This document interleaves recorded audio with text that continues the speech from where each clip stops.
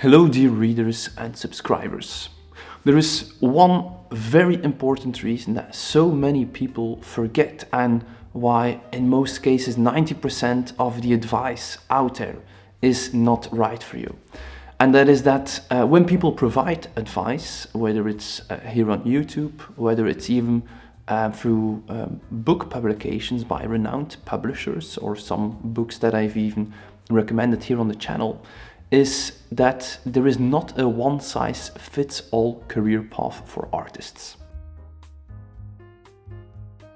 If I hear advice, it's very often, this is working right now, this is the strategy for 2026, this is what you need to do to become a successful artist, this is what you need to do to earn a living. However, the most important thing before you find advice is understand first what your art is, for whose it's for, and also what your personal strengths are. And depending on those two things, you need to look for advice and not the other way around. If I have a look at some of the main books I've recommended here on the channel, Art/Work, terrific book, but it's also a singular approach. Preparing yourself, getting a gallery, and you're off. But if you are, for instance, a performance artist or an installation artist, or perhaps you are creating academically trained landscapes, well, then this career path is not going to work for you. The same goes with the many online advisors here that are advising you to sell digital products, to sell your work online with an e-commerce web shop.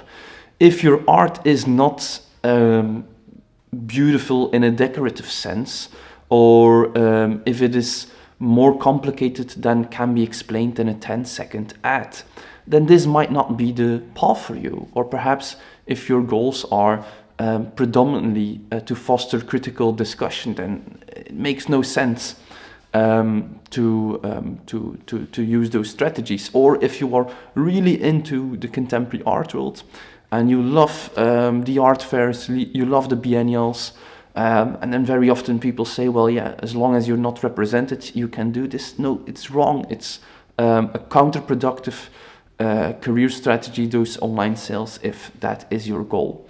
So the same can also be said the other way around. Very often, and maybe sometimes myself even on this channel, can be judgmental to alternative career paths. But if that is what works for your art and for your personality, for instance, not everyone is interested in the contemporary art world, then of course go for an alternative career path with, I think at this moment, an e-commerce webshop is your best option if you want to earn a living. Or if there is a particular aspect in your process as an artist, think of the many viral videos we have on social media where there is one particular aspect of the artwork that in a couple of seconds the entire artwork is being created. If your process has such an aspect to it that is very suitable for it to go viral, for it to gain visibility and exposure, then of course create videos about that aspect. So very often I see that people are too convinced that their career path or their advice is the right advice for everyone, and that is simply false.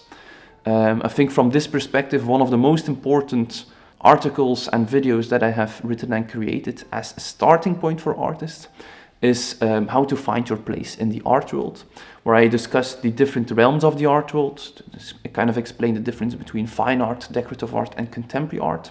And I've also provided a table which career paths that include, and also what the main drawbacks and benefits are. When we talk about the art world, people only focus on galleries, art fairs, and the art world is so much bigger than that. That's one realm of the art world, the commercial art world or the art market. We have also numerous institutions, non-profit spaces, places where forms of less collectible art have a place. If your work is not painting, not works on paper, not printmaking, not photography, and not sculpture, but for instance audiovisual art, arts, immersive arts, digital arts, installation arts, performance arts, then your work is more likely to be more appreciated and more at home, and also for you more lucrative in the setting of the institutional art world. I will also link to an article about the art world explained, where we map this entire art world and its different segments.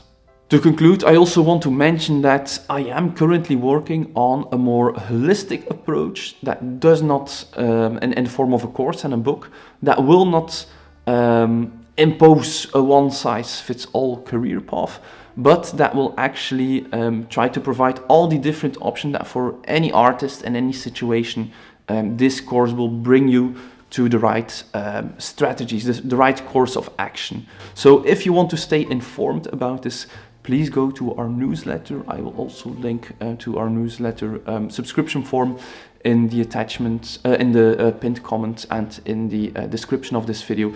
And please subscribe to our mailing list, where I will be notifying all of you whenever the course is ready, because I will do a special launch for those who really need it. I will do an extra effort for those to make it as affordable as possible, which is always the goal here. Thank you so much for tuning in today. As mentioned, feel free to watch our video on how to find your place in the art world next. Support us on Patreon, and please consider subscribing to stay posted for more contemporary art. Bye.